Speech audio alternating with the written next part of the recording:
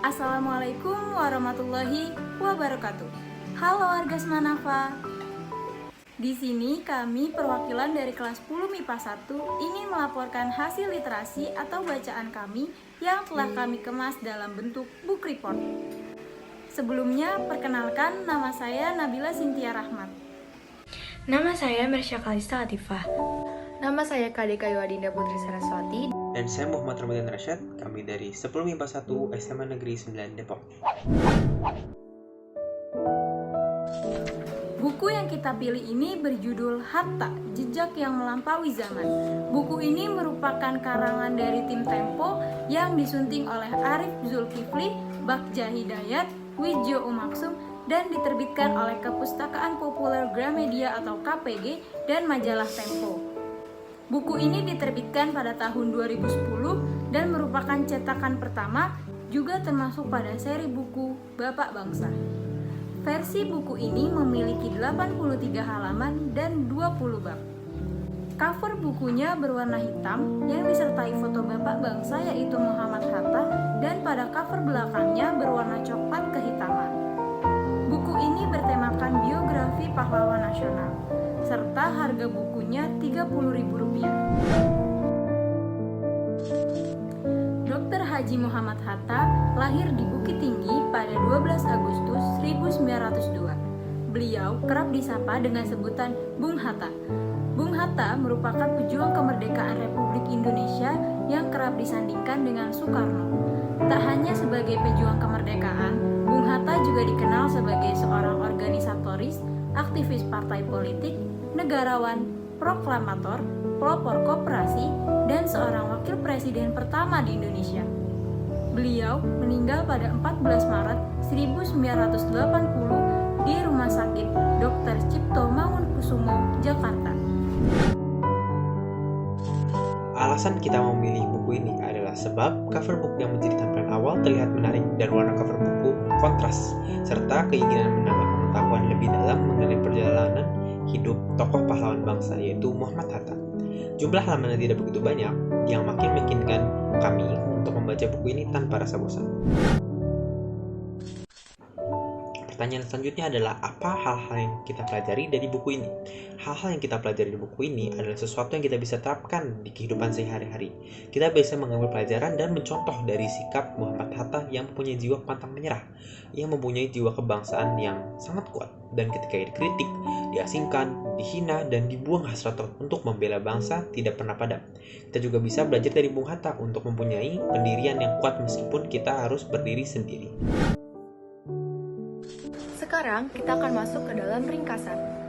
Muhammad Hatta lahir pada tanggal 14 Agustus 1902 di Aur Tanjukang, Bukit Tinggi, Sumatera Barat. Dari kecil, Muhammad Hatta adalah seorang anak yang pandai, tekun, disiplin, dan juga gemar membaca. Dia juga merupakan orang yang religius dan rajin mengaji. Hatta bersekolah di European Leisure School atau ILS di Padang pada tahun 1921. Ia melanjutkan pendidikannya mengambil ekonomi di Rotterdam Erasmus School yang terletak di Belanda. Disinilah dia memimpin Indische Vereniging atau Perhimpunan Hindia Indonesia dan mengikuti organisasi-organisasi yang memperjuangkan kemerdekaan dan menentang imperialisme. Bung Hatta juga menulis buku berjudul Indonesia di Tengah-Tengah Revolusi Asia yang merupakan kritik keras terhadap pemerintah kolonial Belanda. Perjuangan Hatta lah yang membuat ia ditahan di Den Haag selama 5 bulan setengah karena ia dianggap memberontak dan menghasut. Bung Hatta pun pulang ke Indonesia pada Juni 1932. Kemudian, Bung Hatta mendirikan Pendidikan Nasional Indonesia, yaitu partai politik yang fokus kepada pemberdayaan rakyat terjajah bersama Sultan Syahrir. Akibat tulisan-tulisannya yang terbit di partainya, Hatta dan Syahrir dibuang ke Bovendigul pada tahun 1934. Setelah melewati pembuangan dan pengasingan, Hatta tetap memperjuangkan kemerdekaan Indonesia. Perjuangannya bersama Soekarno dan bapak bangsa lainnya adalah alasan kenapa Indonesia merdeka. Menurut kami, keunggulan buku ini adalah betapa detail buku ini menceritakan tentang kehidupan Hatta.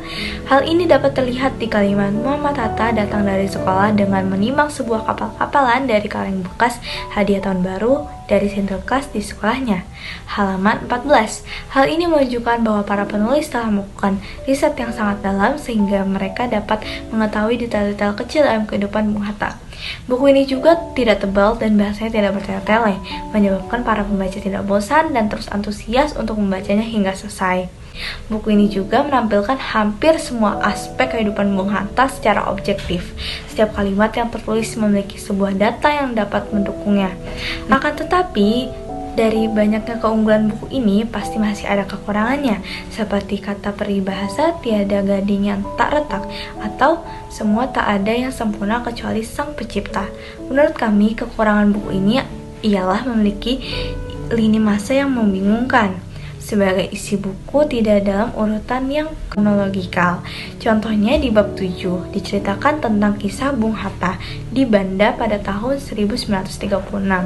Namun di bab 10 menceritakan pembuangan Bung Hatta di Dugul pada tahun 1934. Hal ini dapat membuat para pembaca menjadi bingung atas alur ceritanya. Sebagian besar teks dalam buku ini juga tidak disajikan menggunakan paragraf.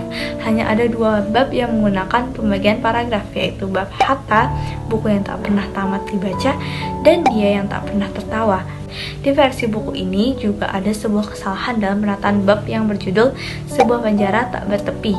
Diulang 2 kali sehingga konten halaman 43-46 sama dengan konten halaman 47-50.